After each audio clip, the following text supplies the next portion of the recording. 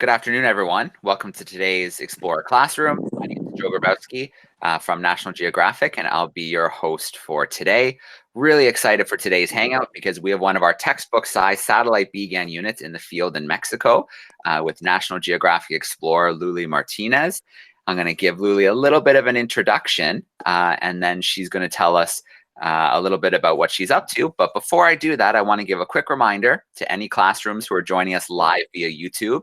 You can get in on the action by using the chat sidebar to let us know where you're watching from and send us in some questions. And then, of course, any classroom joining us, please take some pictures of your classroom in action, post them on Twitter with the hashtags Explorer Classroom, and also tag @NatGeoEducation. So to introduce Luli, she's a Mexican biologist focused on the study and conservation of wildlife. She's currently studying a PhD at the University of California in Santa Cruz. Her PhD project is focused on the ecology of Hawksbill sea turtles in the Gulf of California in Mexico. So she wants to know more about the habitats they use, how they use them, and then how we can protect those habitats, therefore protecting the sea turtles. She's currently on an expedition right now, surveying estuaries within the Gulf of California, looking for the Hawksbill sea turtles. So Luli, it is so great to have you joining us live from the beach today and using our satellite unit. How you doing? Yes, I'm doing good. Thank you so much for this opportunity, and we are super excited to show you what we do here. All right, well, we can't wait. Why don't you tell us a little bit, Luli? So you've been out in the field for a little while now. Can you tell us a little bit about what you're up to? Yes, so we have been in this 20 days trip along the coast of the Gulf of California. We start in the Baja Peninsula and then we cross to mainland, and then we are going all the way up and then all the way down in the Baja coast. And what we are looking for is for Hawksbill sea turtles. These turtles are critically endangered. It's really hard to find them because for many years they took millions of individuals from the ocean to use the shell to do handcrafts and some jewelry. So they took millions, literally millions of individuals, and now it's really hard to find them. But we still have hope. We have seen individuals in different areas here in the Gulf, and we are confident that if we protect those sites where they stay most of the time, that we can help recovering the population of hawksbills. All right. And so, Luli, can you tell us a little bit about what maybe the typical day looks like for you when you're out in the field? Yes, so basically, let me turn the other view so you can see. We are traveling in this boat. It's 26 foot, and the guys that you see in the boat are two fishermen from the region that are helping me traveling and also working with the turtles. Basically, what we do is we travel to different areas when we see some shallow areas and also mangrove estuaries. We stop in those sites. We set nets to catch the turtles. We check the nets every hour, so any turtle that is in the net don't get hurt or anything. We are really careful with the turtles. So then we take the turtles out from the net, and basically we take all the body measurements for the turtles, and then we deploy some tags in the flippers. Those tags have a particular number that give us an individual code for each animal. So that help us the next year that we go to the field. If we find them, we can see how much do they grow and how healthy are they. So it's a way to keep track of each individual every year. So they have this individual code. I'm going to show you that in some minutes. And then once we are done with all that, sometimes we deploy satellite tags to track their movements in the ocean, or depending on the individual, how big it is. If it's an adult, we deploy the tag. If not, we just finish with the measurement and then we release them in the same place where we catch them. So basically, that's the day for us. It also depends on the weather and also on the how the each site is. But we work from around 7 a.m. to 4 p.m. every day looking for the turtles. All right. And how successful have you been so far this journey? I know you've been looking for hawksbills. I think you mentioned earlier you found some green sea turtles. How have things been going? Yes, well, we haven't found hawksbills, unfortunately, but we have been talking with fishermen along the region, and it has been interesting to know, like, to listen their perceptions, and also to know which sites they used to see them and all that. So that will give us a lot of information in the how the story of these turtles have been in the Gulf. But other species we have found other species like green turtles. Green turtles are doing better. They are recovering since all the consumption has been prohibited. So we have seen a lot of green turtles in this trip, which is also good to see the recovery of the sea turtles species in general. All right, great. Well, Luli, do you have anything to show us today? Any gear or anything that you've been up to?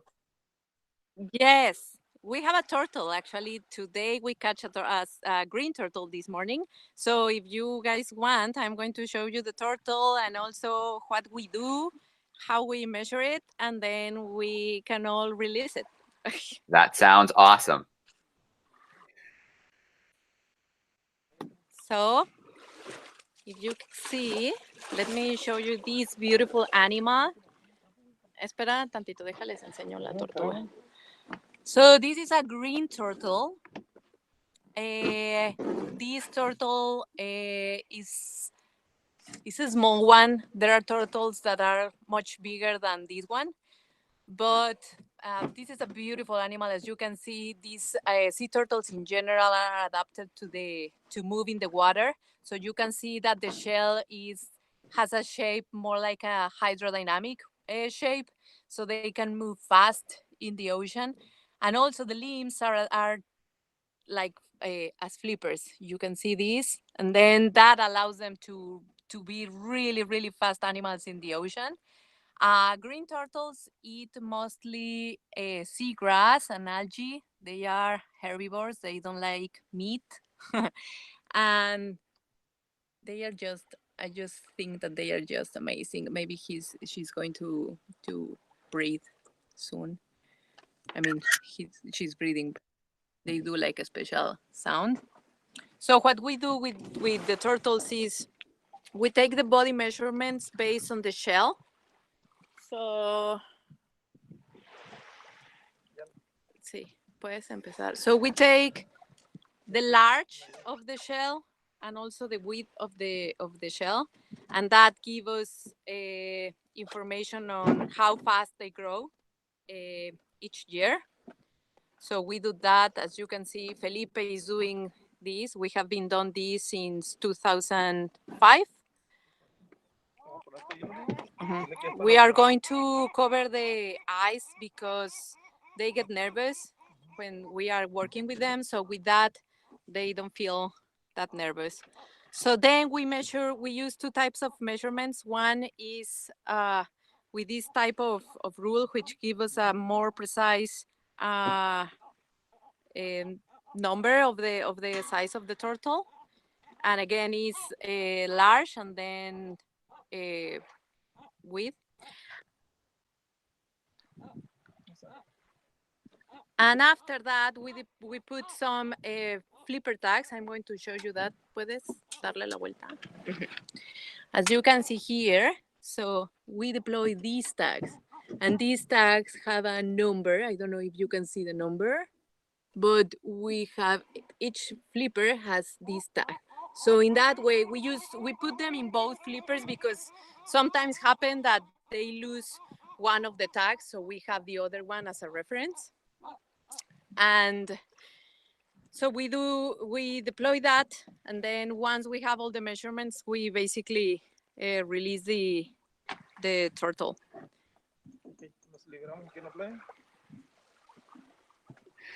Very cool. Well, What do you Luli, think, Joe? I'm so excited that we were able to see one of the turtles and you were able to show us some of the Oh, measurements you yes. take and the tag. Yes. That is so awesome. I'm wondering with the tags, have you ever caught a turtle that you have caught in the past? Yes, we have a lot of recaptures from these animals, and it's been nice because then, as I said, we can tell like how fast they grow, and also we can keep track of the health if they have any trouble. Sometimes they have trouble with the flippers, and we have seen turtles without one or two flippers, and it's really good to see like if something is wrong with them or if they are doing okay, and it's a way to keep track of them. Okay. And then Luli, is that Felipe and Juan who are joining you today? Yes, Juan is with the turtle and Felipe is here. They are amazing fishermen. They live on an island here in the Gulf of California, and they have been they used to fish a lot, but now they have also alternate their fishing activities with conservation activities. So in this trip, they are helping me tagging the turtles and working with them, but also they tag sharks with another nonprofit, and they are really experts of this region and the ocean and how animals behave here. So All right. Well, yes. Felipe and Juan, thank you so much for joining us today. That's awesome. Well, Luli, are you up for some questions? So yeah, sure. Do you want me to release the turtle now? You want questions and then release the turtle? Yeah, if it's better for the turtle, let's let it get back into the water. I'm sure it would like to be back and doing its thing. Yeah, sure. So yes.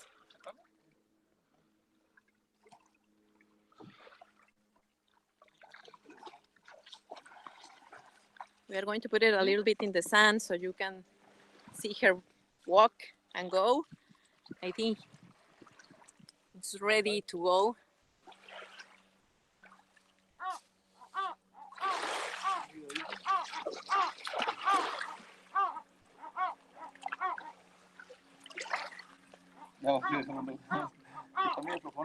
Luli, about how much He's a would little bit lazy. that's okay. About how much would the sea turtle weigh? It depends on the species. These ones can weigh until 100 kilograms, a little bit more. We have had green turtles of 150 kilograms.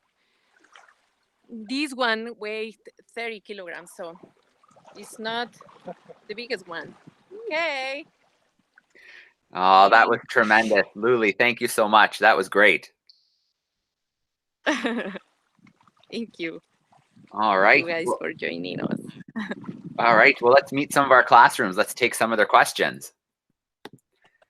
Yes, sure. I'm sure they have lots. So let's get started. Let's go. Let's start with Mrs. Laundress's class. They're joining us in Acton, Ontario. It's a grade 2 classroom. Let me turn their microphone on. How are we doing, grade 2s? Hi. All right. Who's got the first question?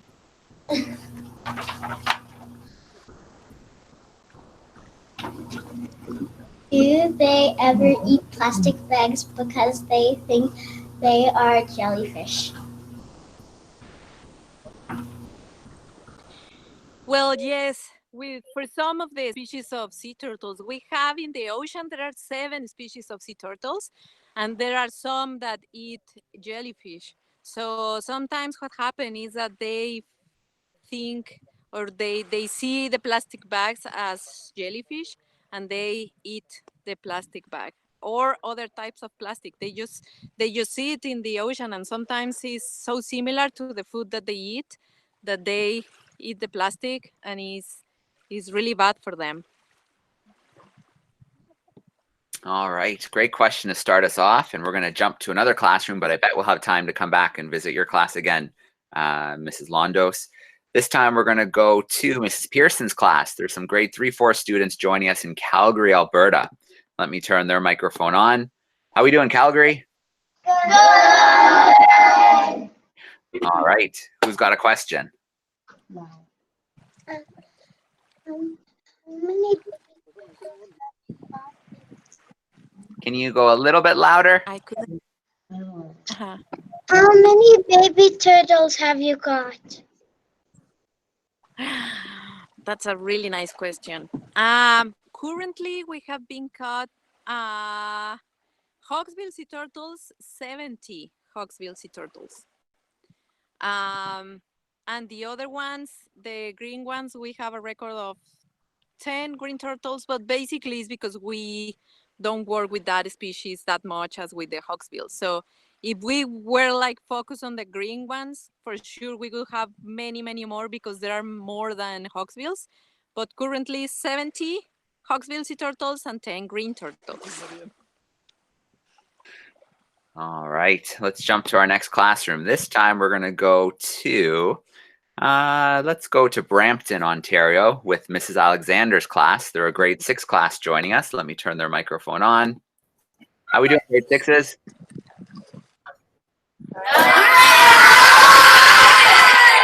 Oh, a nice loud group of grade 6. Hi. I've heard.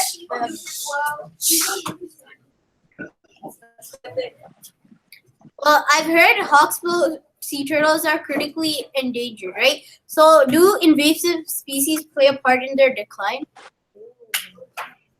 Hello? Anyone? No, most of the decline of hawksbill sea turtles have been because of the shell trade.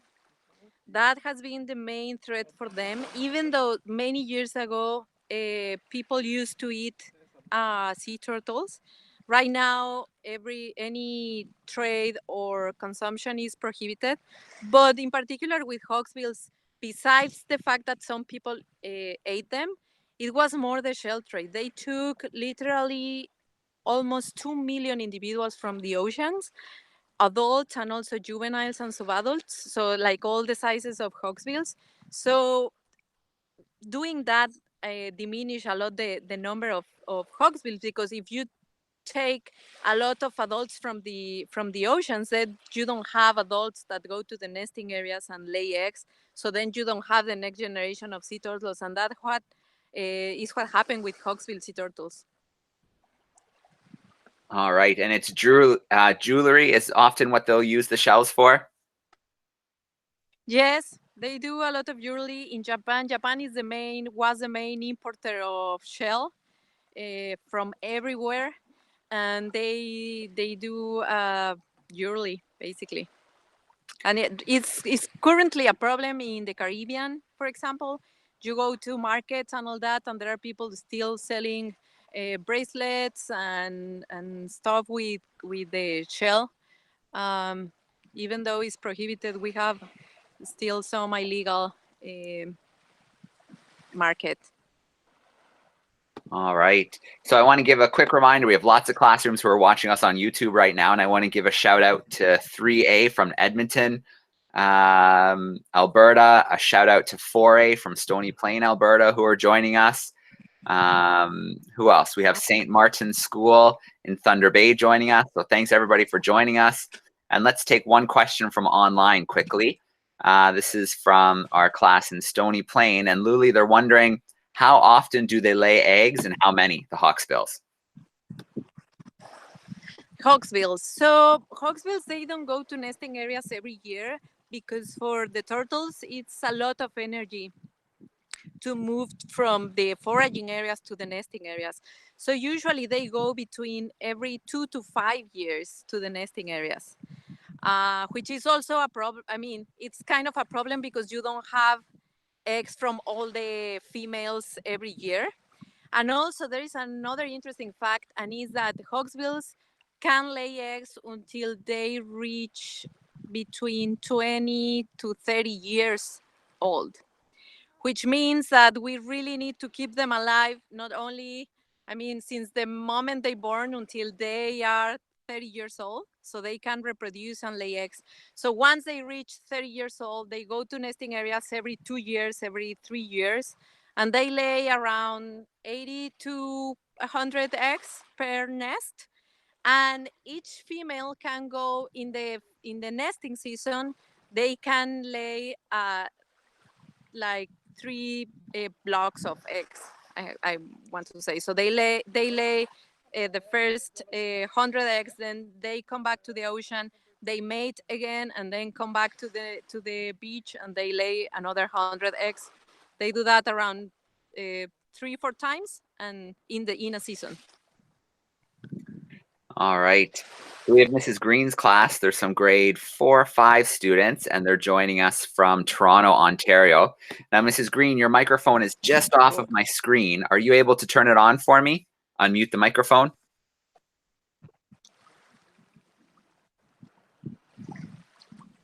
Is it working now? It's working now. Hey, Mrs. Green. It is. How long have you been a turtle scientist for? I've been a turtle scientist since 2014.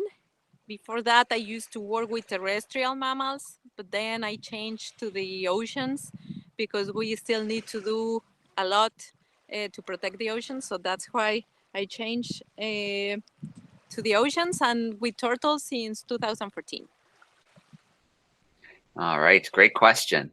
We're going to jump to Mrs. Patterson's class. They are joining us from Milton, Ontario, grade 5/6s. Let me turn their microphone on. How we doing, Milton? Good.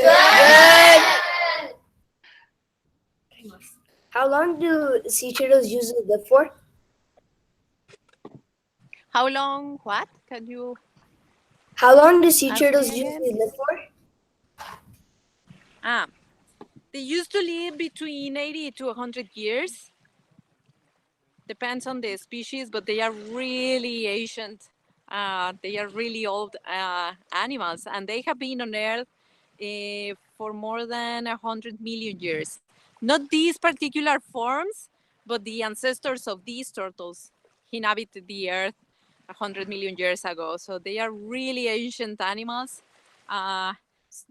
The ancestor of the sea turtles share the space with dinosaurs. So they are amazing creatures. All right. And I want to give a shout out to Mrs. Garvey's grade 6s who are joining us in Canada, Ontario. They had that exact same question that came up on the YouTube chat sidebar. So a big shout out to them. I'm glad you're joining us today. We're going to go to Sarnia this time. Sarnia, Ontario, with some grade 6/7s with Mrs. Hool. Let me turn her microphone on. How are we doing, Sarnia?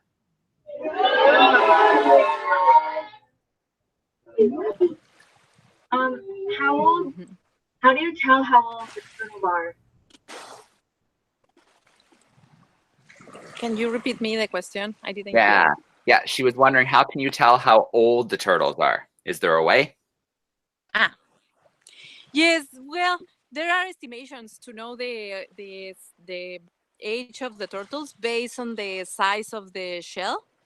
So usually, for example, with Hawksbill, once they born, they go to the ocean and they don't come back until they are around 10 years old, which is a shell length of around 15 to 20 centimeters. So it's around 10 years, but it depends also on the region, because there are, for example, the turtles that live in the Caribbean, they grow faster because of the water, the temperature of the water, and also because of the food that they have there. So there are some changes, but yes, you can tell the size based on the size of the shell. All right, and let's turn on the microphone in our next class. They are joining us from Toronto, Ontario. There's some high school students with Mr. Duggan. So let me turn their microphone on. How are we doing, girls? Yeah. All right, who's got a question? My question is, can they adapt to the changing ecosystem based on human influence? Could you please tell me the question again? Yeah, I they're didn't hear the wondering, last part. yeah, can they adapt to the changing ecosystem, especially what's happening with humans? They are, I mean, they have done a really good job adapting to our impacts. but it's hard for them, especially, for example, in the nesting sites. Sometimes the tourism in the nesting areas, the big hotels and all that, they affect them a lot because of the lights, especially the lights. Because, for example, when the turtles born, they use a lot the light of the moon to go to the water. The light of the moon that reflects in the water gives them the way to go to the water. And sometimes, because of the lights in the cities or in the hotels and all that, they go all the way, I mean, completely all the way. And sometimes you can find sea turtles in the middle of a street, and it's because they are just disoriented because of the lights of the hotels or the cities. So that has caused some troubles in some nesting areas, and now there are regulations to not allow the construction in those nesting sites, or at least not that close to the beach, so they can keep laying eggs in those areas. So yes, not all the time they are able to adapt to the changes in the habitat. And also, for example, right now with climate change and the sea level rise, there are a few nesting areas that are we are start to losing them because of the sea level rise, and because we are losing the beach in those areas. So yes, it's not that easy for them to cope those threats. Yeah. So, Luli, I'm wondering if Felipe or Juan is close by, can we ask them about what made them decide to kind of move away from fishing and more towards conservation work? Yes, we are going to hear the Spanish answer and I will translate it. Sounds good to me. Okay. Let me put them in perspective. Les preguntan qué fue lo que les hizo a ustedes cambiar de ser solo pescadores a la conservación. Pues muchas cosas, porque nos gusta mucho el mar, nos gusta mucho las especies que viven allí. Como miramos que, pues, en especial la tortuga que estaba acabando mucho, pues decidimos poner nuestro granito de arena y empezar a cuidarla. So Juan is saying that, well, they just realized they love to stay in the ocean, they love to fish, but they also realized that the population of different species were going down, and they saw that with the turtles around 10 years ago. So they decided to change and to try to help the conservation efforts to also for them, because they depend a lot of the ocean, but also for their sons and the next generations, to try to stop this trend of species decreasing. So that's why they decide to change and join the conservation efforts. And they have, this is my opinion, that they have helped us a lot, because they are really experts. They know how to catch all the marine animals. So it's been really helpful for us to have them in the conservation team. All right. Well, thank you so much. That's great to hear that perspective, and I'm so glad that that you guys are working so well together. So let's jump back to Mrs. Laundress's class and see if they have another question for us.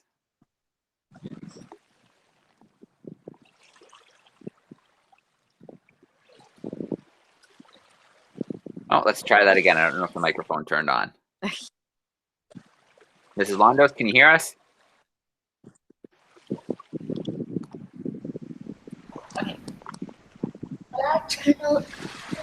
Predators. Oh, good question. What are some of the turtle's predators? That's a really nice question. Basically sharks and killer whales are the main predators of sea turtles. All right, excellent. I guess humans could be added to that list too. Well, yes, humans used to eat sea turtles many years ago, Now, as I said, it is prohibited, but sometimes, yes, the turtles get entangled in the nets, or sometimes because of the plastic. So they have a lot of human threats. But speaking about natural predators, mainly sharks, white sharks, love sea turtles, and also killer whales. They love sea turtles. All right, Mrs. Pearson's class, your microphone's on again if you have another question.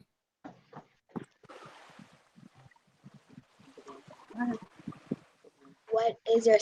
Have you ever had a give it to a vet? Have I ever had what? Can you try that again? I missed that too. Have you ever had a sick turtle that you had to give to a vet?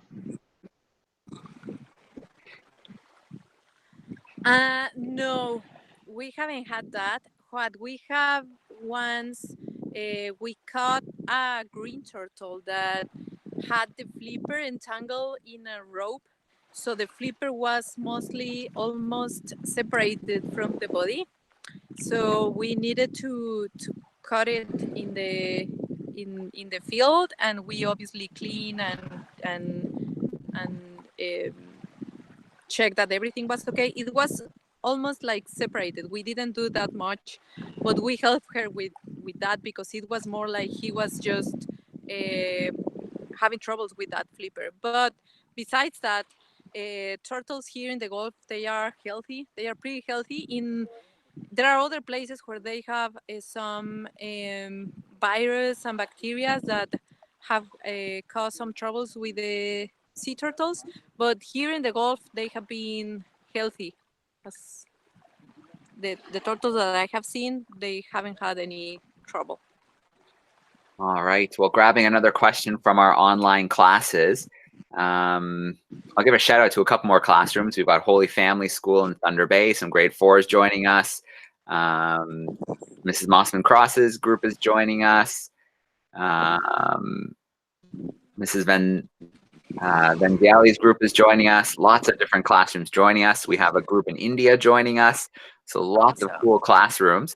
That's cool. And one of the questions coming in is about the numbers of hawksbills. Are they decreasing, increasing, or staying about the same? Well, there are different populations of Hawksbill sea turtles. They move to all the oceans, and therefore there are different populations. The population that we are studying is the Eastern Pacific populations, which include all the individuals from Mexico to Peru. And this population is the most endangered one. So there is a record of a little bit more than 500 nesting females, which is really low number for the whole region. But there are other populations that are doing better. In Australia, the population that is in those coral reefs, they are doing better, and also the population in the Caribbean, they are doing much better than this one. Mm-hmm. All right, Mrs. Alexander's class, your microphone's on again.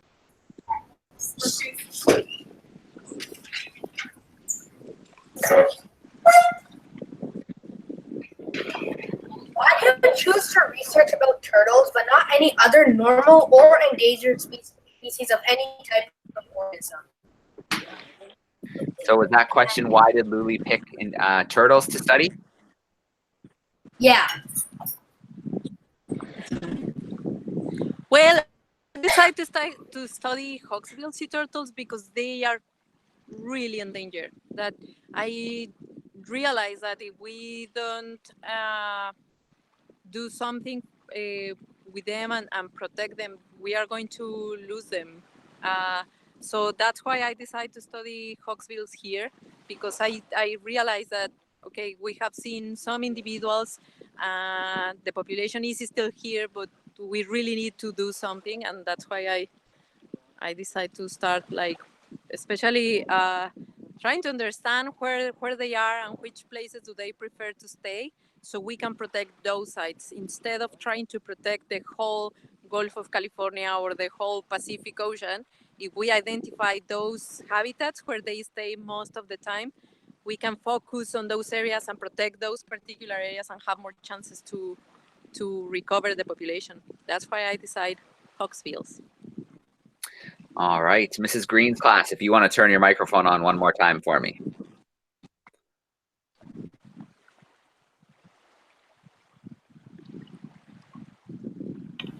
Go ahead. Voice. What is the largest turtle that you ever caught? The largest one was a green turtle. This turtle weight, it was 110 kilograms. It was huge. We needed the help of 4 fishermen trying to move it and to measure it and all that. So that was a really big sea turtle. Sounds like it. Mrs. Patterson's class, your microphone is on.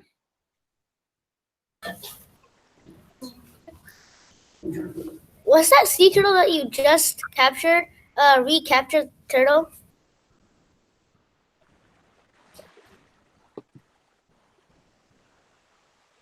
Was? So he's wondering, the sea turtle that we just saw, the green sea turtle, was that the first time it had been caught, or was that one a recaptured one? No, this one was the first time. So we didn't know about it. And now we have the numbers and all that to keep track of it. But that one was new. All right. Back to Sarnia. Your microphone is back on with our 6-7s. Come on. Okay. Ethan, you want to ask? Sorry, we're just. That's okay. I'll ask him.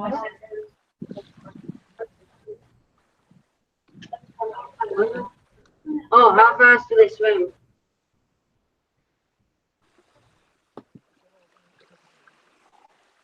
Did you catch that, Luli? That's how fast can the sea turtle swim? No. Can the sea turtle swim? How fast?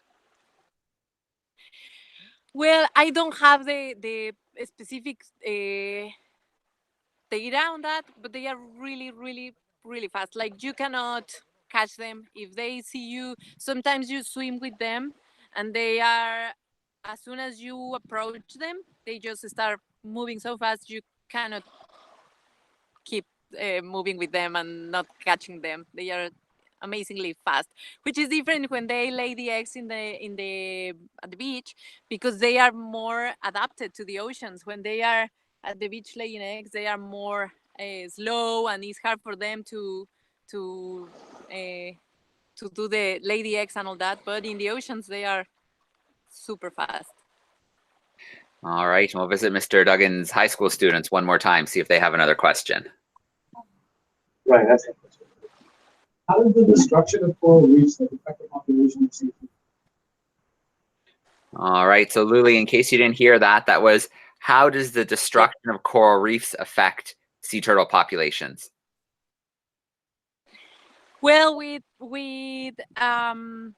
species that depend on coral reefs, for example, hawksbills, it's been hard for them. They eat mostly sponges in the coral reefs, and they are actually really important for the maintenance of the coral reefs, because if they don't eat those sponges grow faster than the corals.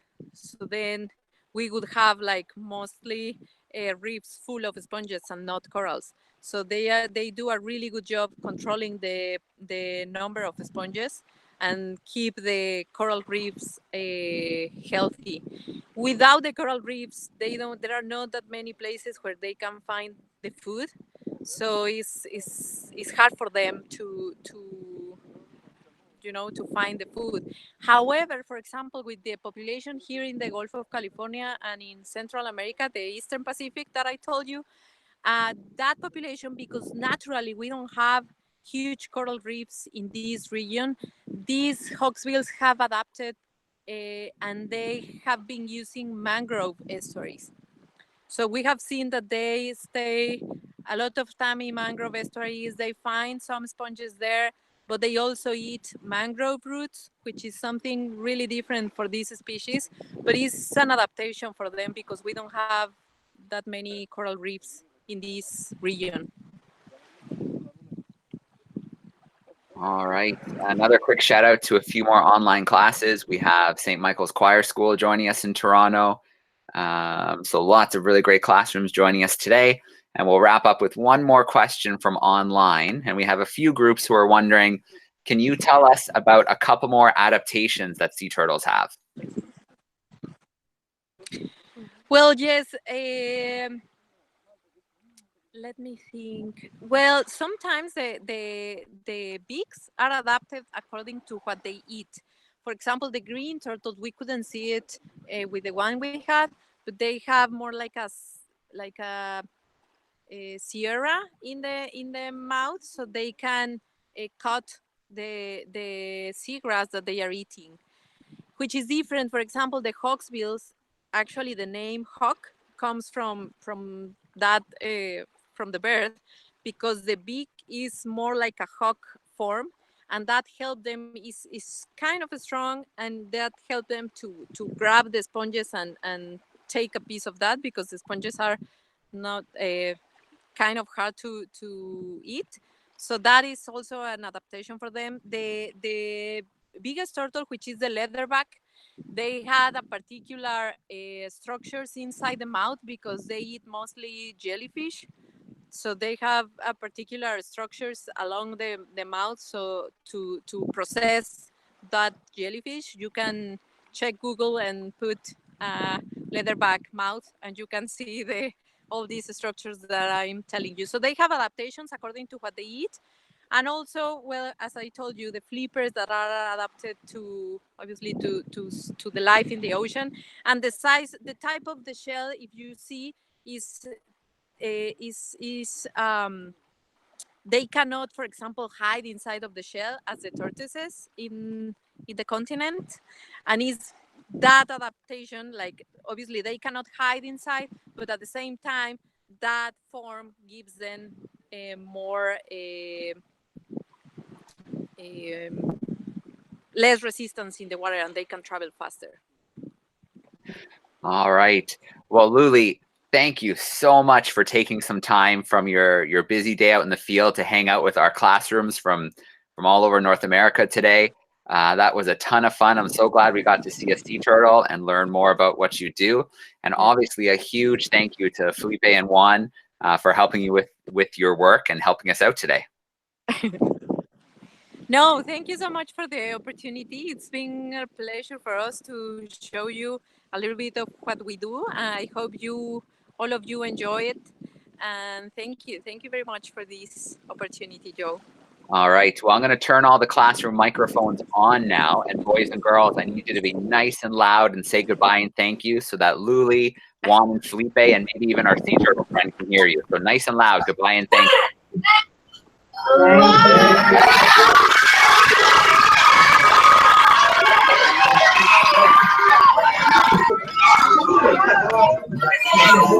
All right. Once again, thank you so much, everybody, for hanging out with us today. Luli, Juan, and Felipe, thank you so much for sharing everything with us. Thank you, Joe. And we'll talk again soon. Thank you so much. Okay, thank you. Bye.